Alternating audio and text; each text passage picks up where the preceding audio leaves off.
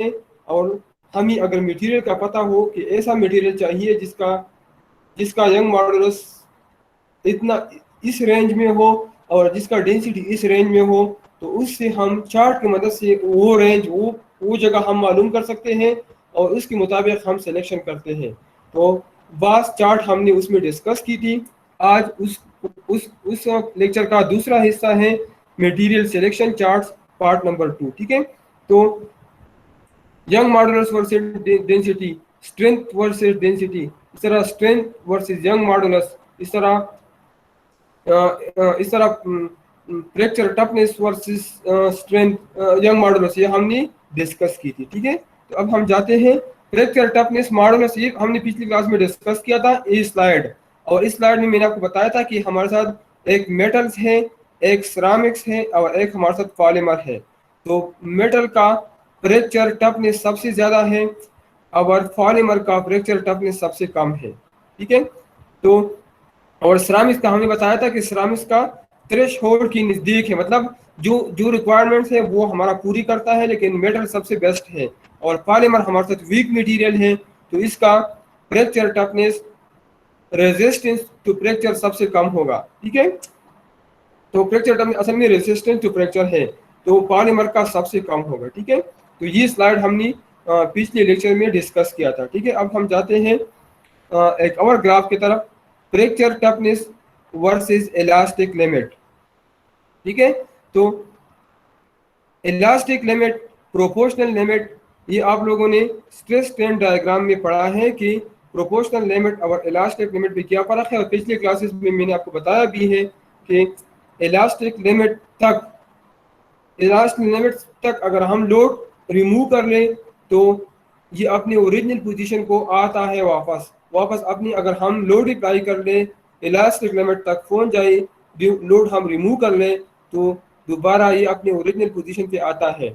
और elastic limit और proportional limit में मैंने फ़र्क बताया था कि प्रोपोर्शनल लिमिट तक हुक्स लॉ एप्लीकेबल है और प्रोपोर्शनल लिमिट के बाद और इलास्टिक लिमिट तक इसमें हुक्स लॉ में और में नट भी एप्लीकेबल। ठीक है, प्रोपोर्शनल लिमिट तक स्ट्रेट लाइन होगा और प्रोपोर्शनल लिमिट के बाद इलास्टिक लिमिट तक हमारे साथ थोड़ा कर्व होगा, इस वो स्ट्रेट बिल्कुल नहीं होगा जिस तरह हमारे साथ प्रोपोर्शनल लिमिट तक है। ठीक है, इधर हमारे साथ फ्रैक्चर टफनेस और इलास्टिक लिमिट का मुआवजा अगर हम करते हैं तो मतलब अगर ऐसी मटेरियल हो जिसके हमारे साथ जो पैरामीटर है, जो प्रॉपर्टीज है, वो फ्रैक्चर टफनेस गिवन हो और इलास्टिक लिमिट गिवन हो, तो इसी कंडीशन में हम फ्रैक्चर टफनेस और इलास्टिक लिमिट के दरमियान प्लॉट ड्रा करेंगे। कंटूर के बारे में मैंने आपको बताया था कि कंटूर हम ड्रा कर सकते हैं।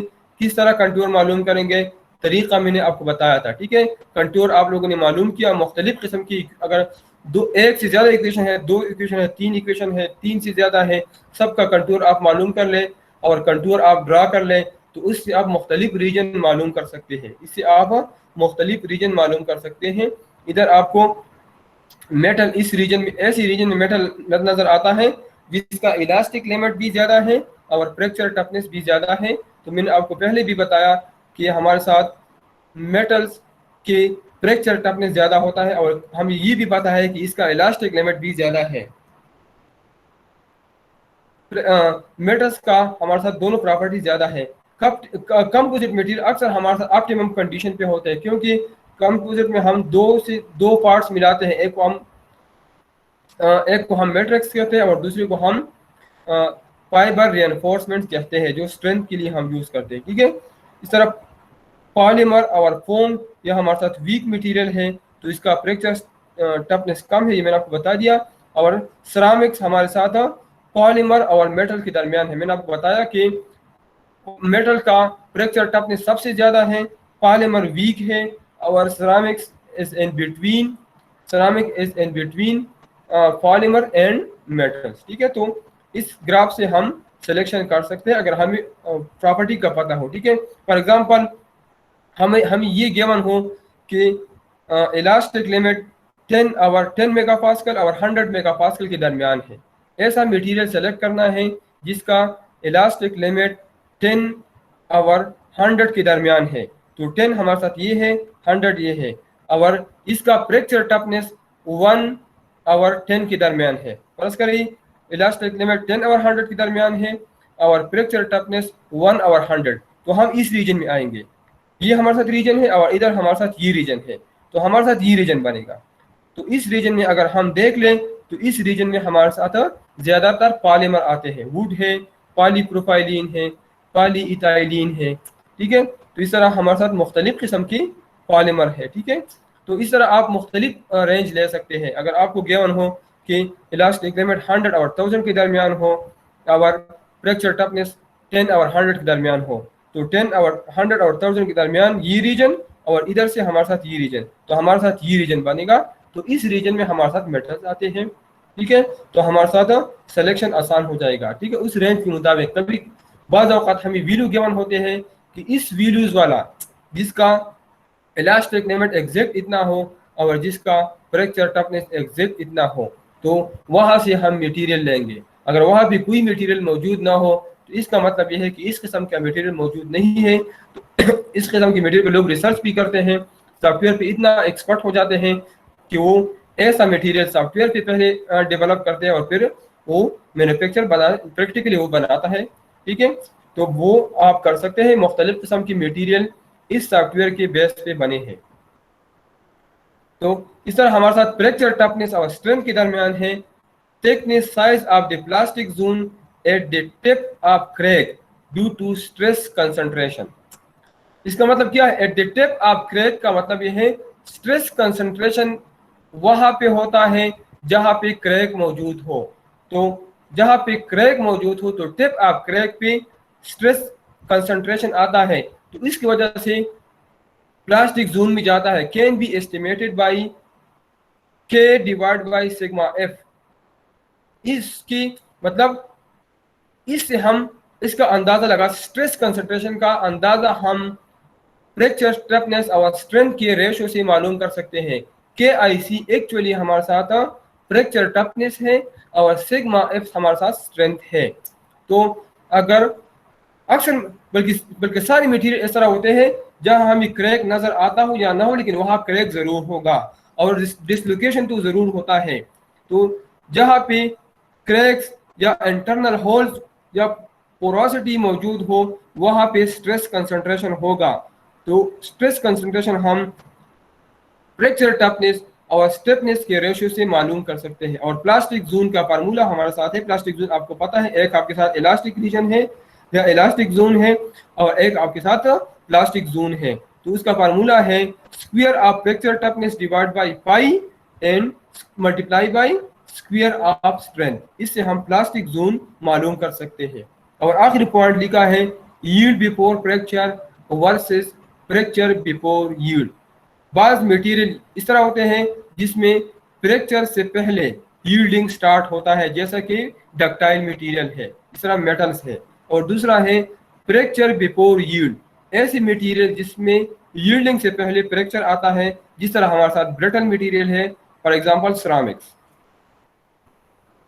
ये हमारे साथ लॉस कोएफिशिएंट और यंग मॉडुलस के दरमियान ग्राफ है, ठीक है। तो इसकी थ्योरी में पहले जाता हूँ। लॉस कोएफिशिएंट, इंट्रिंसिक डैम्पिंग और internal frictional important, internal friction important when structural vibration. मतलब लॉस कोएफिशिएंट का मतलब क्या है? लॉस कोएफिशिएंट टर्म है ये तब प्रोड्यूस होता है जब डैम्पिंग हो, जब वाइब्रेशन हो। तो जब वाइब्रेशन होता है, आप लोगों ने फ्री वाइब्रेशन, फोर्स वाइब्रेशन पढ़ा है, तो डैम्पिंग लॉसेस हर जगह पे होती है। कभी हमारे साथ फ्रिक्शन की वजह से लॉसेस होती है, कभी हमारे साथ डैम्पिंग की वजह से लॉसेस होती है। तो जब एक ऑब्जेक्ट में वाइब्रेशन होती है तो ज़रूरी बात है कि कुछ वक्त बाद अगर फोर्स वाइब्रेशन ना हो तो उसका मोशन स्टॉप होगा।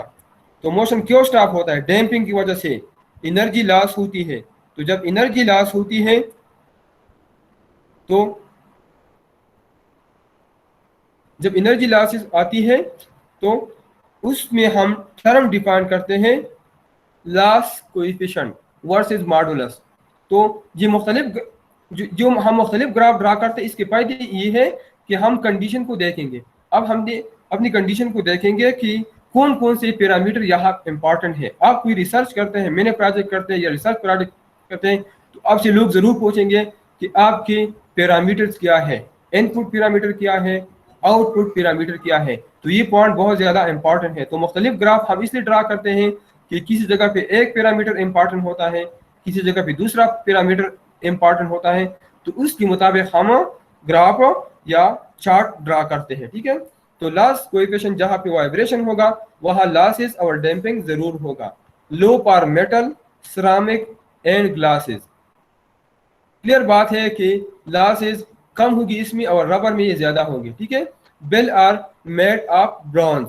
ठीक है, ब्रॉन्ज मेटल से इसलिए बना है कि इसमें अगर अगर इसकी जगह हम दूसरी मटेरियल से बना ले तो इसमें लॉस कोएफिशिएंट ज्यादा होगा। ठीक है, can be made of glasses and ceramics. ठीक है, तो ब्रॉन्ज में लॉस कोएफिशिएंट लॉसेस कम है डैम्पिंग की वजह से, क्योंकि बेल को हम दबाते हैं, तो जब हम दबाते हैं वाइब्रेशन आता है, तो वाइब्रेशन आता है तो डैम्पिंग की वजह से एनर्जी लॉस होता है, डैम्पिंग आता है एनर्जी लॉसेस आता है।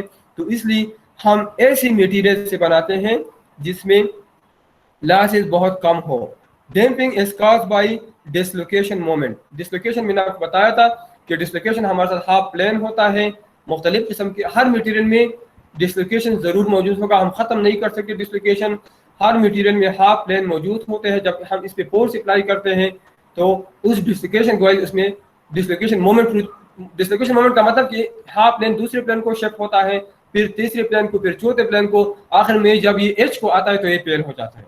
एक बॉडी है, आपने उस पर फोर्स अप्लाई किया तो after some time it will be fail due to dislocation moment.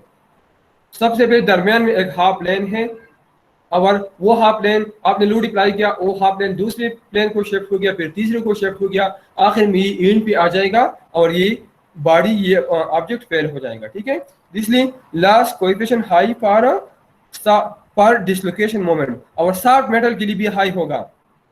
इसलिए तक सॉफ्ट मेटल में डिसलोकेशन जल्दी प्रोड्यूस होगा तो इसका लॉस कोएफिशिएंट ज्यादा होगा, इसमें फेलियर जल्दी आएगा। High when pinning of dislocation is caused by align. इसका मतलब क्या है, जब हम डिसलोकेशन मोमेंट को स्टॉप कर ले बाय एलाइन से। पिनिंग एलाइन का मतलब ये है कि आप दो मटेरियल या तीन मेटल्स का एलाई बना लें, उनको मिक्स कर लें। उसका अपना तरीका है, मुख्तलिफ तरीक़ों से आर्क मेल्टिंग से हम एलाई बना सकते हैं। इस तरह पाउडर मेटलर्जी के थ्रू हम एलाई बना सकते हैं। तो मुख्तलिफ तरीक़ों से हम एलाई बना सकते हैं। तो जब हम एलाई बनाते हैं तो फिर उसकी मदद से हम डिसलोकेशन मोमेंट को स्टॉप करते हैं।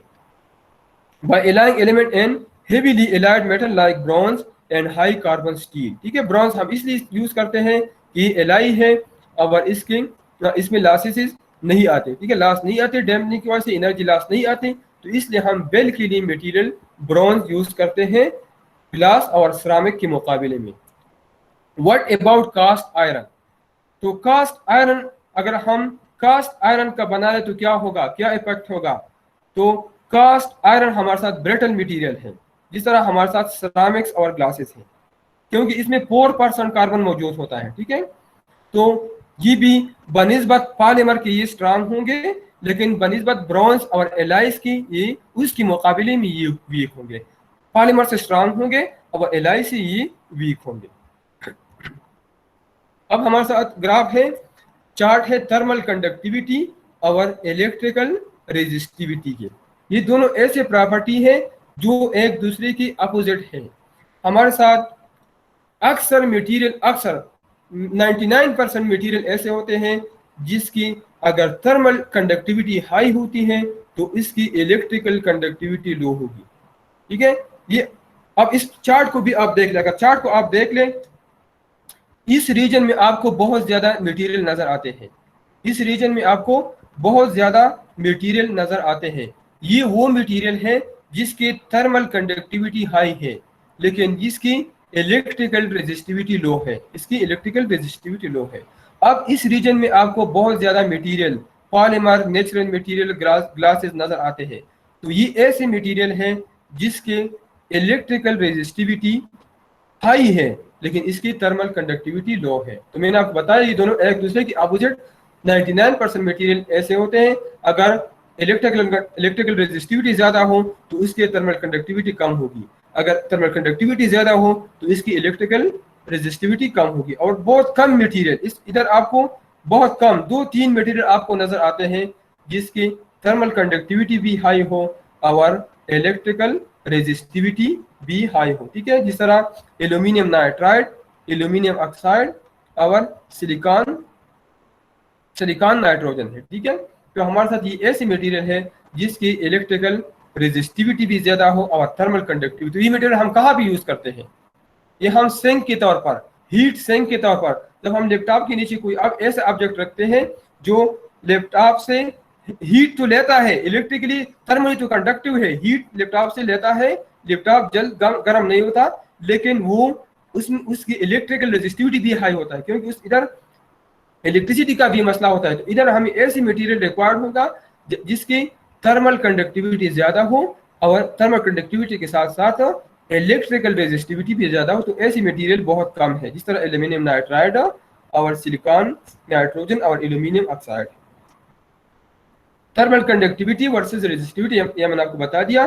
Mechanism of electrical and thermal conductivity in metal, ठीक है। तो मेटल की थर्मल कंडक्टिविटी हाई होती है, इलेक्ट्रिकल रेजिस्टिविटी लो होती है। मेटल में प्री वैलेंस इलेक्ट्रॉन होती है। थर्मल कंडक्शन दो वजूहात की बिना पे होती है मेटल्स में। एक मेटल में वाइब्रेशन होता है तो इसकी वजह से कंडक्शन होता है, और दूसरा मेटल में प्री इलेक्ट्रॉन होते हैं। ये आप लोगों ने डिटेल से पढ़े हैं कि मेटल में हमारे साथ प्री इलेक्ट्रॉन होते हैं और मेटल सॉलिड होता है, इसमें वाइब्रेशन होता है। तो इस दोनों दो बुनियादों पर यह हमारे साथ थर्मल कंडक्टिव है। In ceramics and polymer heat carried out by phonons lattice vibration of short. Phonons हमारे साथ प्रोटॉन्स की तरफ होते हैं, प्रोटॉन्स हमारे साथ क्वांटाइज होते हैं, क्वांटाइज पैकेट्स होते हैं जो एनर्जी को ट्रांसफर करता है। इस तरह हमारे साथ फोनॉन्स हैं, तो ये भी हीट कैरिड, ये फोनॉन जिस तरह हमारे साथ प्रोटॉन एटम का एक जर्रा है, इस तरह फोनॉन्स भी एटम का एक जर्रा है और क्वांटाइज है और पैकेट के शक्ल में। एक हमारे साथ कंटिन्यूस होता है, एक हमारे साथ पैकेट होता है। तो ये पैकेट के फॉर्म में हीट को एक जगह से दूसरी जगह ट्रांसफर करता है। Latest vibration of short wavelength, इसकी वेवलेंथ बहुत शॉर्ट होती है, फ्रीक्वेंसी बहुत हाई होती है, ठीक है। And highly porous material like cork and foam, the lower lambda is because of gas and their cells. इसका मतलब ये है कार्क और फोम हमारे साथ पोरस मटेरियल, इसमें पोरोसिटी बहुत ज्यादा होती है फोम्स में और कार्क में। तो क्लियर बात है, जब पोरोसिटी है तो इस पोर्स के अंदर गैसेस एंटर होंगे, ठीक है। तो इसकी वजह से इसकी वेवलेंथ बहुत कम होगी, और वो मटेरियल जिसमें पोरोसिटी कम हो उसकी वेवलेंथ शॉर्ट होगी, फ्रीक्वेंसी हाई होगी। तो जहां पोरोसिटी बहुत कम हो तो वहां हीट ट्रांसफर थर्मल कंडक्टिविटी ज्यादा होगी, जहां पोरोसिटी ज्यादा हो वहां थर्मल कंडक्टिविटी कम होगी क्योंकि उसकी वेवलेंथ शॉर्ट है, वेवलेंथ ज्यादा है और फ्रीक्वेंसी कम है, ठीक है। इसके अलावा हमारे साथ ये थर्मल कंडक्टिविटी और थर्मल डिफ्यूजिविटी के दरमियान ग्राफ है। तो थर्मल कंडक्टिविटी आपको पता है और थर्मल डिफ्यूजिविटी, अगर थर्मल कंडक्टिविटी को हम डेंसिटी और स्पेसिफिक हीट पे डिवाइड कर ले तो हमारे साथ थर्मल डिफ्यूजिविटी बनता है। एक हमारे साथ थर्मल कंडक्टिविटी के जो आप लोगों ने कंडक्शन में पढ़ा है, दूसरा हमारे साथ है थर्मल डिफ्यूजिविटी। तो अगर थर्मल कंडक्टिविटी अगर हम डेंसिटी और स्पेसिफिक हीट पे डिवाइड कर लें तो हमारे साथ थर्मल डिफ्यूजिविटी बनता है, ठीक है।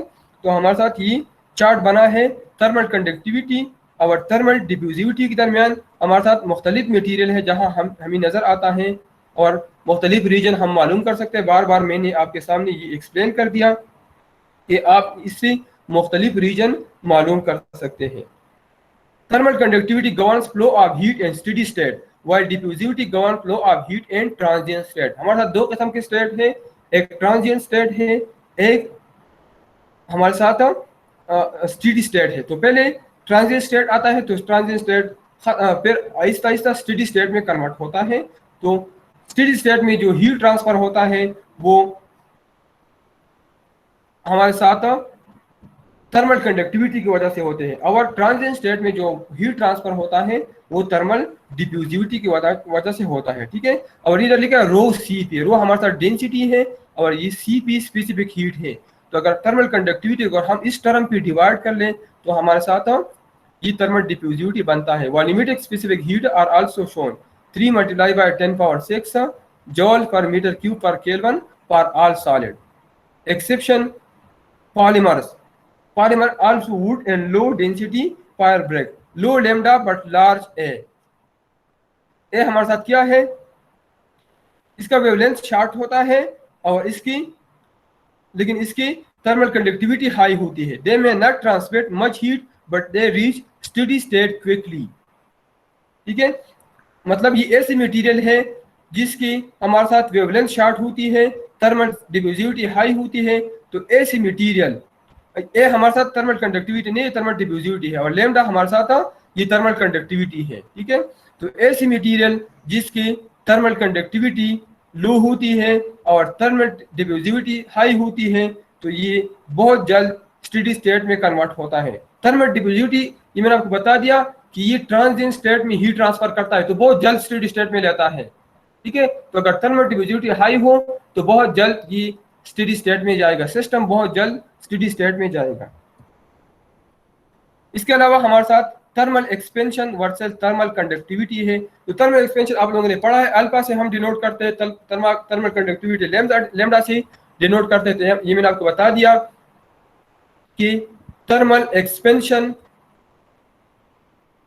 और थर्मल कंडक्टिविटी ये भी इंपॉर्टेंट पैरामीटर्स है, जहां पे हीट मतलब मुख्तलिफ किस्म की हीट वाले इक्विपमेंट्स हो, तो वहां पर ये थर्मल एक्सपेंशन और थर्मल कंडक्टिविटी बहुत ज्यादा इंपॉर्टेंट है। ठीक है, और थर्मल एक्सपेंशन आपको पता है, जब हम सॉलिड्स को हीट देते हैं तो एक्सपेंड होते हैं, जब इसको हम हीट हम रिमूव करते हैं, कूल करते हैं, तो वो कंट्रैक्ट होते हैं। ठीक है, तो यहाँ पे आपको मुख्तलिफ मटीरियल नजर आते हैं, thermal expansion versus thermal conductivity, और चार्ट से आप मुख्तलिफ रीजन मालूम कर सकते हैं। कंटूर हमने इधर ड्रा की है, तो यहाँ मुख्तलिफ रीजन आप इससे मालूम कर सकते हैं। वहाँ मुख्तलिफ मटीरियल मौजूद है। मेटल्स यहाँ पे है, मेटल ऐसी मटीरियल है जिसकी थर्मल कंडक्टिविटी भी ज़्यादा है और थर्मल एक्सपेंशन, क्लियर बात है कि इसमें थर्मल एक्सपेंशन भी ज़्यादा आता है। ठीक है, तो इस तरह आप मुख्तलिफ रीजन में मुख्तलिफ मटीरियल मालूम कर सकते हैं।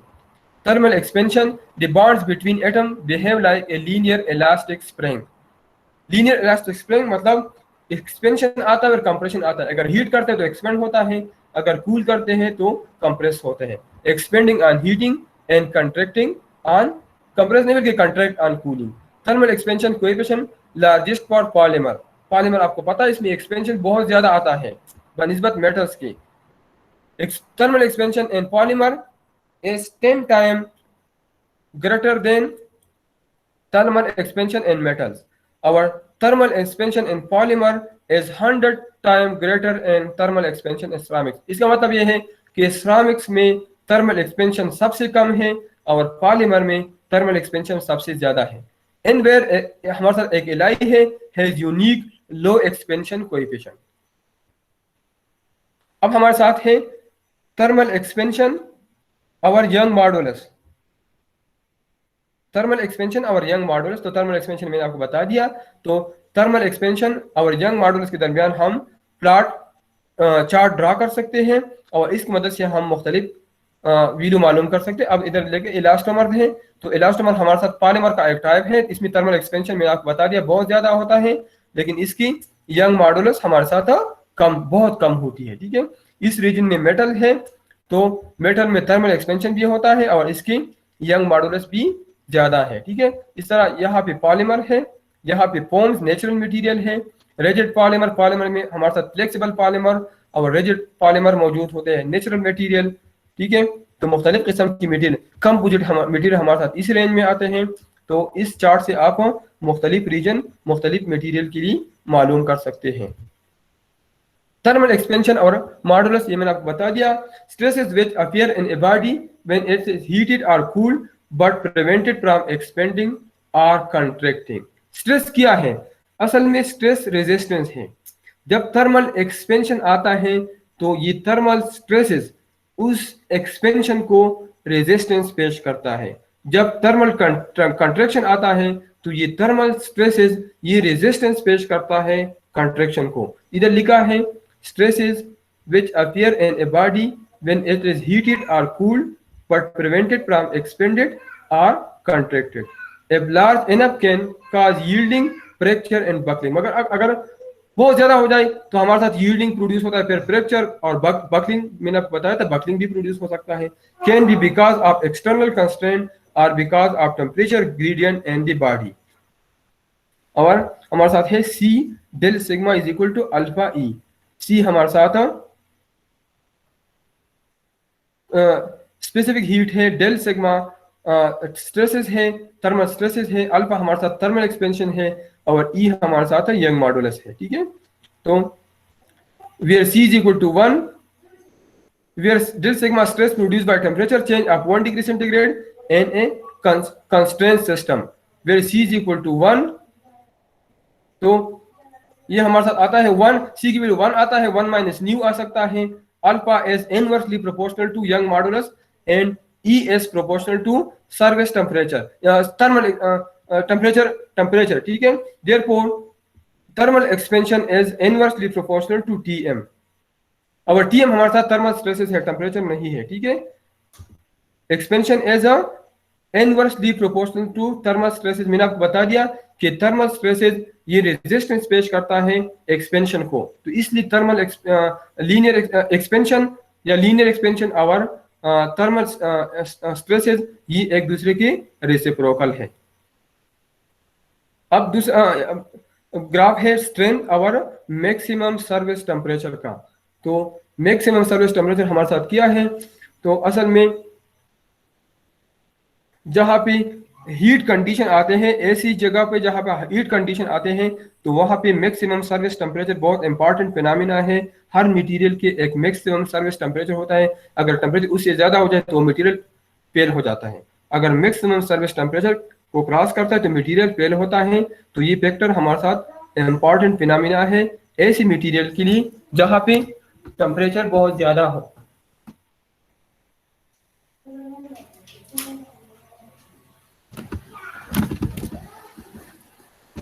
ठीक है, तो स्ट्रेंथ और मैक्सिमम सर्विस टेम्परेचर के दरमियान हमारे साथ ये प्लॉट है. तो आपको मुख्तलिफ किस्म की मटेरियल नजर आते हैं, मेटल्स, पॉलीमर एंड इलास्टोमर्स, और इस तरह मुख्तलिफ किस्म की एलाइज है, मुख्तलिफ किस्म की एलाई है जिसकी स्ट्रेंथ भी ज्यादा है और जिसकी, अब टाइटेनियम एलाइज देख ले, टाइटेनियम एलाइज, तो टाइटेनियम एलाइज को अक्सर हम हाई टेम्परेचर एलाइज भी कहते हैं या निकल एलाइज को, इसलिए कि ये इसका सर्विस टेम्परेचर बहुत ज्यादा है, मैक्सिमम सर्विस टेम्परेचर भी इसका ज्यादा है और इसका स्ट्रेंथ भी ज्यादा है. ठीक है, तो इसलिए हम टाइटेनियम और निकल एलाइज को high temperature shape memory allies या हाई टेम्परेचर एलाइज कहते हैं. ठीक है, तो चार्ट से हमें हर मटेरियल की प्रॉपर्टी का पता चलता है. अगर इसको हम गौर से स्टडी कर लें तो हमें हर मटेरियल की प्रॉपर्टी का पता चलता है. The maximum service temperature can be due to creep, limiting ability to carry load. Creep आपको पता है स्लो फिनोमेना है और क्रीप 3 चीजों पे डिपेंड करता है. इनिशियल स्ट्रेन जो इसमें प्रोड्यूस हो जाए, दूसरा टेम्परेचर पे डिपेंड करता है और तीसरा टाइम पे डिपेंड करता है. ठीक है, डिग्रेडेशन मतलब कि फेलियर है, लिमिटिंग एबिलिटी टू डीकंपोजिशन, एक मटेरियल फेल हो जाए, कुछ टाइम बाद एक मटेरियल फेल हो जाए तो हम कहते हैं डिग्रेड हो गया. ठीक है, और ऑक्सीडेशन, तो ऑक्सीडेशन भी आपको पता है ऑक्सीजन उसके साथ रिएक्शन करता है और वो फेल हो जाता है. ठीक है, तो ऑक्सीडेशन की वजह से भी फेलियर आता है, डिग्रेडेशन की वजह से भी फेल आता है और क्रीप की वजह से भी फेलियर आता है. तो अगर ऐसी जगह पे जहां पे क्रीप मौजूद हो, डिग्रेडेशन फिनोमेना हो, ऑक्सीडेशन हो, तो वहां पे मैक्सिमम सर्विस टेम्परेचर हमारे साथ इंपॉर्टेंट पैरामीटर है. At high temperature thermal vibration of atom increasing making plastic flow easier. एक मटेरियल है आपके साथ पॉलीमर है, जब टेम्परेचर ज्यादा हो, पॉलीमर का मैक्सिमम सर्विस टेम्परेचर बहुत कम है, तो जब अगर मटेरियल पॉलीमर हो तो और टेम्परेचर ज्यादा हो जाए तो इसमें प्लास्टिक फ्लो हो जाती है और वो फेल हो जाता है. Working temperature polymer up to 200 degree centigrade. Maximum service temperature of polymer हमारे साथ 200 डिग्री सेंटीग्रेड है, मेटल का 800 डिग्री सेंटीग्रेड और सिरामिक का सबसे ज्यादा है सर्विस टेम्परेचर 1500 डिग्री सेंटीग्रेड. ठीक है, इसलिए हम टी कप हम अक्सर सिरामिक्स के बने होते हैं क्योंकि उसका मैक्सिमम सर्विस टेम्परेचर ज्यादा है.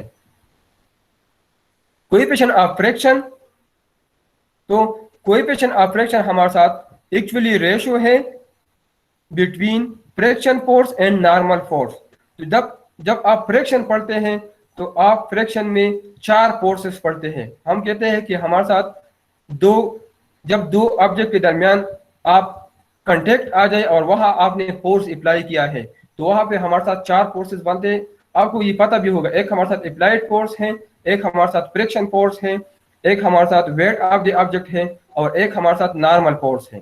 तो फ्रिक्शन डिपेंड करता है नॉर्मल फोर्स पे और कोएफिशिएंट ऑफ फ्रिक्शन हमारे साथ रेशियो है between friction force and normal force.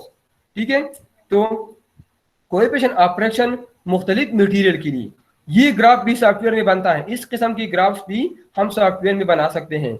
अगर हम एक मटेरियल मतलब मुख्तलिफ मटेरियल का कोएफिशिएंट ऑफ फ्रिक्शन मालूम करते हैं, फॉर एग्जांपल पॉलीमर का कितना है, सिरामिक का कितना है, कंपोजिट का कितना है, पॉलीमर में thermoplastic, thermosetting foams, natural material का कितना है, तो हम इस ग्राफ की मदद से वो सारे मालूम कर सकते हैं। ठीक है, तो ये फ्रिक्शन जब मूविंग पार्ट्स हो और कांटेक्ट आता है वह वियर और टियर प्रोड्यूस होता है, तो उस वियर और टियर की वजह से हमारे साथ ये टर्म इंपॉर्टेंट हो। तो अगर ऐसी जगह हो, ऐसी जगह पे आप मटेरियल सेलेक्ट करते हैं जहाँ पे मूविंग पार्ट्स है तो क्लियर बात है वियर और टियर आएगा, तो वहाँ पे coefficient of friction important parameter है।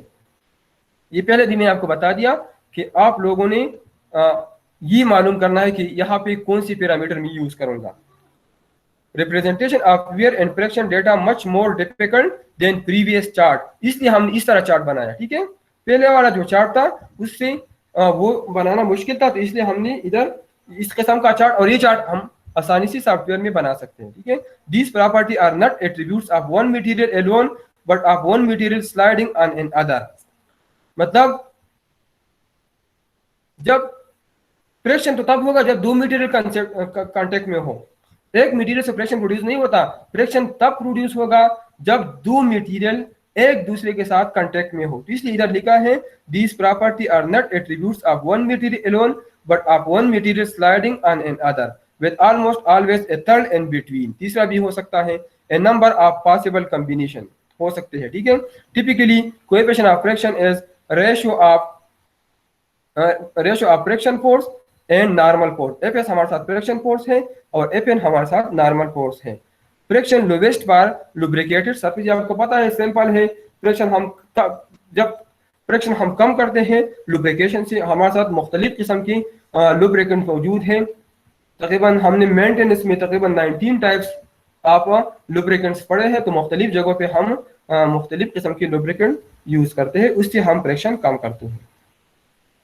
अब wear rate constant and hardness, ये इंपॉर्टेंट पैरामीटर है। वियर रेट कांस्टेंट, तो वियर रेट आपको पता है टाइम के साथ साथ वियर एंड टियर प्रोड्यूस होता है, तो वियर रेट इंपॉर्टेंट पैरामीटर है। हार्डनेस मैंने आपको बता दिया, एक मटेरियल जो सॉफ्ट है हम कहते हैं इसमें स्क्रैचेस आसानी से प्रोड्यूस होता है, तो इसका हार्डनेस कम है। एक मटेरियल है जिसमें स्क्रैचेस आसानी से प्रोड्यूस नहीं होते, तो उसको हम हार्ड मटेरियल कहते हैं। और इसके हमारे साथ मुख्तलिफ किस्म के टेस्ट हैं, और पिछले एक लेक्चर में हमने हार्डनेस का एक टेस्ट भी थोड़ा एक्सप्लेन किया था। तो ये भी हमारे साथ इंपॉर्टेंट पैरामीटर है। इस ग्राफ से आप इसकी मुख्तलिफ प्रॉपर्टीज मालूम कर सकते हैं। Wear rate hardness, W is the wear rate as defined as the volume of material removed from contact surface per unit distance slide। असल में वियर है यही कि मटेरियल रिमूव होती है। वियर क्या है, जब मटेरियल खराब होता है उससे मटेरियल रिमूव हो जाते हैं, तो वहां पे वियर प्रोड्यूस होता है। तो वियर रेट क्या है, the volume of material removed from contact surface per unit distance. Per unit distance मतलब पर मीटर जितना मटेरियल रिमूव हो गया, तो वॉल्यूम पर यूनिट डिस्टेंस हमारे साथ वियर रेट है। और ओमेगा हमारे साथ स्पेसिफिक वियर रेट है। अगर इसको हम स्पेसिफिक कर लें, हम एरिया पे डिवाइड कर ले, अगर वियर रेट को हम स्पेसिफिक कर ले, एरिया पे डिवाइड कर ले, तो हमारे साथ ये स्पेसिफिक वियर रेट आएगा। ठीक है, जिस तरह हम थर्मोडायनामिक्स में कहते हैं हमारे साथ ये टोटल इंटरनल एनर्जी है, ये हमारे साथ स्पेसिफिक। तो स्पेसिफिक हम तब करते हैं जब हम इसको मास पे डिवाइड कर लें। तो इधर वियर रेट हमारे साथ तब स्पेसिफिक वियर रेट होगा जब इसको हम एरिया पे डिवाइड कर ले, ठीक है। अवर वियर रेट कांस्टेंट हमारे साथ बराबर है wear divide by normal force, या specific wear constant divide by phi, और फी हमारे साथ बियरिंग प्रेशर है। तो बियरिंग प्रेशर आपको पता है, जहां पे मूविंग पार्ट्स हो वहां पे बियरिंग प्रेशर हम लेते हैं, ठीक है। तो के ए या वियर रेट कांस्टेंट हमारे साथ बराबर है specific wear constant specific wear rate divide by bearing pressure, ठीक है। और प्रेशर हमारे साथ बराबर है F N divide by A N. तो नॉर्मल फोर्स और नॉर्मल एरिया की मदद से हम बियरिंग प्रेशर मालूम कर सकते हैं। हाई के ए मींस मोर वियर एट ए गिवन बियरिंग प्रेशर। के ए की वैल्यू जितनी ज्यादा हो, के ए हमारे साथ बियरिंग रेट कांस्टेंट है, अगर बियर रेट कांस्टेंट जितना ज्यादा हो उतना बियरिंग प्रेशर उसमें हाई के मींस मोर वियर, के वैल्यू ज्यादा हो तो वियर ज्यादा आएगा, ठीक है। डायमेंशनलेस वियर कांस्टेंट के H, wear H is hardness, ठीक है। डायमेंशनलेस मतलब इसकी डायमेंशन नहीं है, वियर कांस्टेंट के, और ये बराबर है के एच की, और एच हमारे साथ हार्डनेस है। Hardness is inversely related to the wear resistance, hardness और वियर रेजिस्टेंस इनवर्सली रिलेटेड है, जो कि आपको क्लियर है, ठीक है। तो इस स्लाइड में टर्म ज्यादा इस्तेमाल हुई है, लेकिन ये डिजाइन पैरामीटर है, और आप मतलब आप लोगों ने सीखना है, ठीक है। ये चीजें अगर आप application and selection of material course सीखना चाहते हैं तो आप लोगों ने ये सीखना है, ठीक है। इस तरह ये हमारे साथ अब कास्ट मेरे ख्याल में सबसे इंपॉर्टेंट पैरामीटर है मटेरियल सिलेक्शन में। कास्ट सबसे इंपॉर्टेंट पैरामीटर है। अगर आपको कास्ट का पता ना हो, जितनी भी मटेरियल आप बना लें तो उसका कोई फायदा ना हो अगर आपको कास्ट का फायदा ना हो, ठीक है। क्योंकि मार्केट में बहुत ज्यादा मटेरियल कास्ट की वजह से रिजेक्ट हो सकते हैं। तो कास्ट सबसे इंपॉर्टेंट पैरामीटर है। तो हमारे साथ ये approximate cost per unit mass और ये है मटेरियल क्लास। तो हमारे साथ ये सिरामिक्स है, तो सिरामिक का कास्ट वेरी होता है, मुख्तलिफ किस्म के सिरामिक्स मटेरियल का कास्ट वेरी होता है, जो इसमें ग्राफ में आपको नजर आता है। कंपोजिट कास्टली होते हैं, कंपोजिट अमूमन हमारे साथ कास्टली होते हैं, और इधर भी नजर आता है। मेटल्स में वैरायटी मौजूद है मुख्तलिफ किस्म की, लो कास्ट से लेकर हाई कास्ट तक, और पॉलीमर में भी वेराइटीज मौजूद है, ठीक है। इस तरह approximate cost per unit volume, इधर पर यूनिट मास है और इधर पर यूनिट वॉल्यूम है।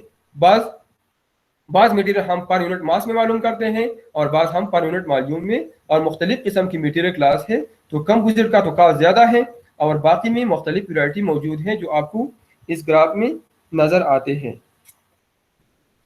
इसके बाद है Young modulus and relative cost per unit volume, ठीक है। तो यह भी हम यंग मॉडुलस और कास्ट का मुआजना करते हैं, ठीक है।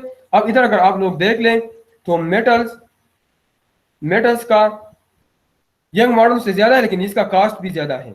इलास्टोमर इसका यंग मॉडल्स बहुत कम है, इसका कास्ट कम है, लेकिन यंग मॉडुलस भी इसके साथ कम है, ठीक है। इस तरह ये पॉलीमर है, तो पॉलीमर का भी यंग मॉडुलस और कास्ट कम है, ठीक है।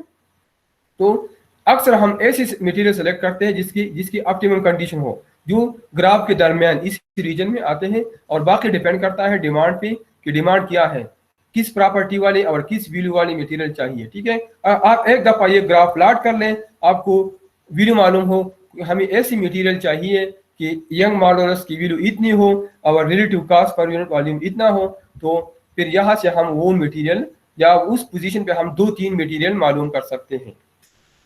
तो फिर हम उन 2-3 मटेरियल में फाइनल सिलेक्शन करेंगे, 2 को हम रिजेक्ट करेंगे किसी वजूहात पे कि इसको इस वजह से रिजेक्ट करते हैं, दूसरी प्रॉपर्टी इसमें अच्छी न हो, क्योंकि सिर्फ एक ग्राफ नहीं, मे भी कि एक मटेरियल के लिए हम 5-6 ग्राफ बना लें, ठीक है। तो हर ग्राफ का हम मुआजना करेंगे और हम मटेरियल को रिजेक्ट करेंगे और फाइनली एक मटेरियल हम सेलेक्ट करेंगे। इस तरह स्ट्रेंथ और कास्ट के दरमियान तो ये भी क्लियर है, इसमें एक्सप्लेनेशन की मेरे ख्याल में कोई ज़रूरत नहीं है, ठीक है। तो इस तरह यंग मॉडुलस और कास्ट के दरमियान ग्राफ है, इस तरह चार्ट है, इस तरह स्ट्रेंथ और कास्ट के दरमियान चार्ट है, ठीक है। Factor affecting cost include supply, scarcity, speculation and inflation.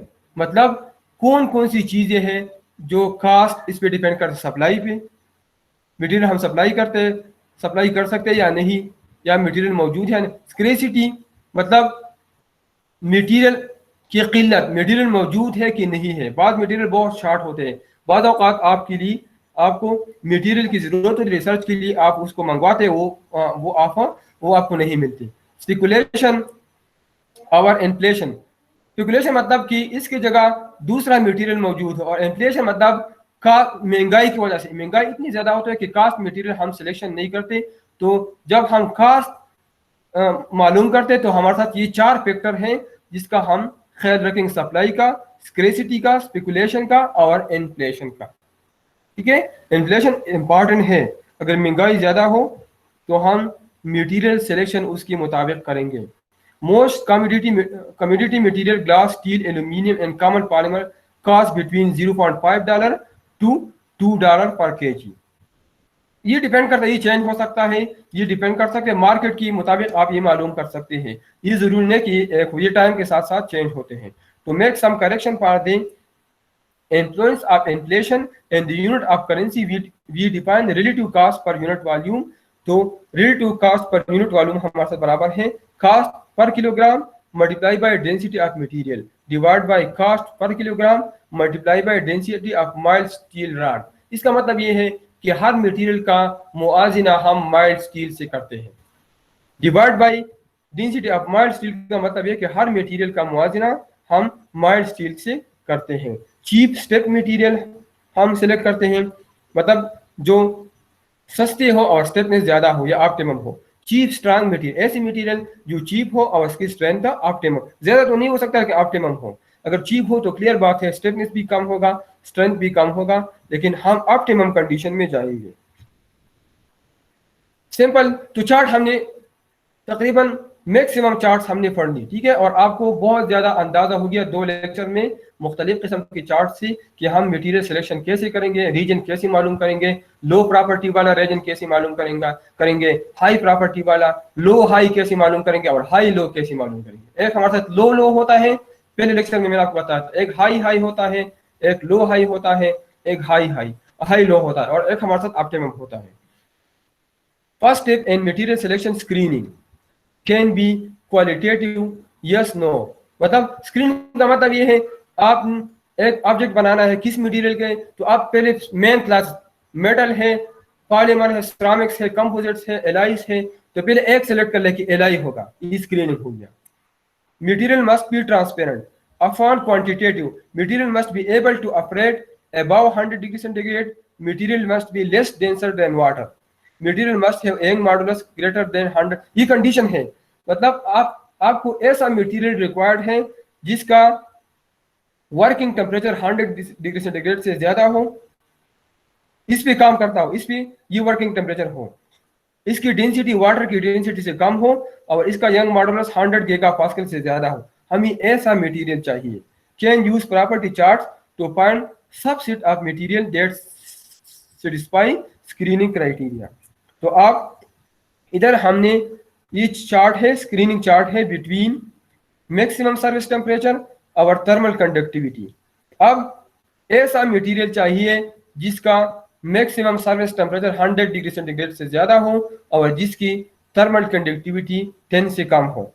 तो इसका मतलब ये थर्मल कंडक्टिविटी यहाँ पे 10 है, यहाँ पे 10 है, इसका मतलब है कि 10 को क्रॉस ना करे, ये रीजन होगा। और ऐसा मटेरियल जिसका maximum service temperature 1000 degree centigrade से ज्यादा हो, 1000 डिग्री सेंटीग्रेड मतलब इस रीजन से ऊपर, तो मतलब हमारे साथ ये रीजन आ जाएगा, ये रीजन, ये जो वर्ड आपको नजर आता है ये रीजन, इसका मतलब आपने स्क्रीनिंग कर दिया, इतना रीजन आपके साथ आ गया। तो यहां तक आप लोगों ने सिलेक्शन कर दिया, ठीक है, कि ऐसा मटेरियल चाहिए जिसकी थर्मल कंडक्टिविटी 10 से कम हो और जिसकी maximum service temperature 100 degree centigrade से ज्यादा हो। तो इसके लिए आपने ये रीजन सिलेक्ट करें, ये वाला। तो मतलब ये सारी मटेरियल रिजेक्ट हो गई, ये जो शेड सा नजर आता है ये सारी मटेरियल रिजेक्ट हो, यहां तक रह गई। इसमें आप फर्दर सिलेक्शन करेंगे। To reduce the number of candidates form a subset, मतलब यहां तक तो आ गई, लेकिन यहां भी बहुत ज्यादा मटेरियल, इसमें भी बहुत ज्यादा मटेरियल है, ठीक है, तकरीबन 70% तो रिजेक्ट हो गई, लेकिन अब भी 30% मटेरियल बाकी है। तो इसमें फर्दर आप इसको डिक्रीज करेंगे। to reduce the number of candidates from a subset. How do we quantitatively compare material within the actual subset? Need a large step component. ऐसा मटेरियल चाहिए जिसकी डेंसिटी कम हो और स्टेपनेस ज्यादा हो. लाइट मतलब डेंसिटी कम हो, स्टेप मतलब स्टेपनेस ज्यादा हो. Need to know best the relative design exchange of each property. Design ऐसा हो कि मटेरियल हम चेंज कर सकते हैं. एक दफा हमने प्रोडक्ट बना दिया, इसकी मटेरियल हम चेंज नहीं कर सकते, तो फिर वो सही प्रोडक्ट नहीं होगा, मार्केट में डिमांड सही नहीं होगा. How many units of row and I willing to give up to gain 1 unit of E. तो अब इधर देख लें, ये हमारे साथ बेस्ट रीजन है, ये हमारे साथ बेस्ट रीजन है, ये वाले मॉडुलस और डेंसिटी में हमने ग्राफ ड्रा कर दिया. मैंने आपको बताया कि ऐसा मटेरियल चाहिए कि यंग मॉडुलस ज्यादा हो, डेंसिटी कम हो. यहाँ पे तो डेंसिटी ज्यादा होगा, तो ये वर्स्ट रीजन में आ गया. इसी रीजन में यंग मॉडुलस यहाँ पे कम है लेकिन इतना कम नहीं है. यहाँ पे ऑप्टिमम है, यहाँ पे सबसे ज्यादा है, और डेंसिटी इन तमाम रीजन में कम है. अब इधर जो मटेरियल है उसका डेंसिटी बहुत कम है, डेंसिटी बहुत, लाइट तो बहुत ज्यादा है, लाइट तो बहुत ज्यादा है, लेकिन इसकी यंग मॉडुलस भी कम है. अब इसकी डेंसिटी इसकी निस्बत ज्यादा है, लेकिन इसका यंग मॉडुलस भी ज्यादा है. इसका यंग मॉडुलस फर्दर इंक्रीज हुआ, लेकिन इसकी डेंसिटी भी इंक्रीज हो गया. हमें ऐसा मटेरियल चाहिए कि डेंसिटी कम हो, यंग मॉडुलस ज्यादा हो. तो ऑप्टिमम हमारे साथ ये है. ऑप्टिमम कंडीशन में हम यहाँ से इस लाइन में हम सिलेक्शन करेंगे. ठीक है, हमारे साथ ऐसा ए हमारे साथ ऑप्टिमम कंडीशन है. How can we compare two material property? You are asking us to compare apples and orange, need more information. अब बाकी कंपैरिजन हम इंशाल्लाह नेक्स्ट क्लासेस में करेंगे. यहाँ तक हमने सबसेट मालूम किया, 70% से हम 100% से हम 30% सिलेक्शन में आ गए. ठीक है, अब आगे हमारे साथ मटेरियल इंडिसेस है, तो उस मटेरियल इंडिसेस की मदद से हम फाइनल मटेरियल मालूम करेंगे. ठीक है, और ये हमारे साथ समरी है ऑफ द लेक्चर, जो पिछला लेक्चर था और जो आज का लेक्चर था. ठीक है, तो लेक्चर के स्टार्ट में मैंने आपको बताया था कि हम सिलेक्शन